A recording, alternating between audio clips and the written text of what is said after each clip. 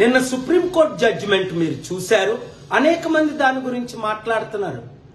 SC వర్గీకరణ గురించి divide and conquer rule ని చివరిగా నరేంద్ర మోదీ గారు మందకృష్ణ మాదిగని కలిసిన తర్వాత ఏమైనా ఇన్ఫ్లుయెన్స్ తో ఇది వచ్చిందా, లేదా 7 జడ్జిల్లో 6 రూలింగ్ చేసి ఒకరెందుకు ఇంకొక విధంగా ఇంటర్ప్రిట్ చేశారు?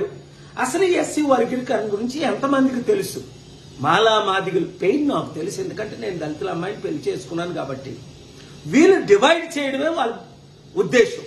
చంద్రబాబు నాయుడు గారు 94లో సంవత్సరం ముఖ్యమంత్రి కాకముందు మాలా మాదిగల ఓట్లు ఎక్కువ కాంగ్రెస్ పడుతున్నాయని, మాదిగల్ని డివైడ్ చేస్తే మనకు ఓట్లు పడతాయని అక్కడ ఆయన, తెలంగాణలో నరేంద్ర మోదీ గారు ముఖ్య ఉద్దేశం మీ అందరికీ తెలిసింది.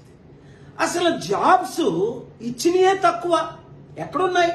1000 మంది అప్లై చేస్తే ఒక్క జాబ్ ఉంది, 990 మంది నిరుద్యోగులు ఉన్నారు. అలాంటిది ఈక్వల్ గా జాబ్స్ ఉంటేనే కదా ఇవ్వడానికి.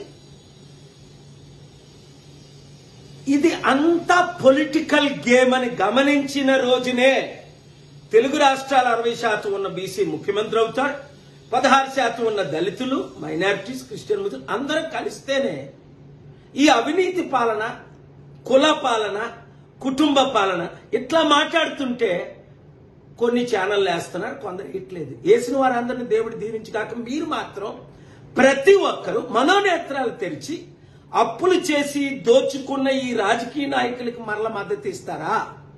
మార్పు రావాలి, అంబేద్కర్ ఆశయాలు నెరవేరాలి, మాలామాదిగా విడిపోకూడదు, ఐకమత్యమే మహాబలం అని కలిసి పనిచేద్దామా? నిర్ణయం తీసుకోండి. ఈ వీడియో అందరికీ షేర్ చేయండి.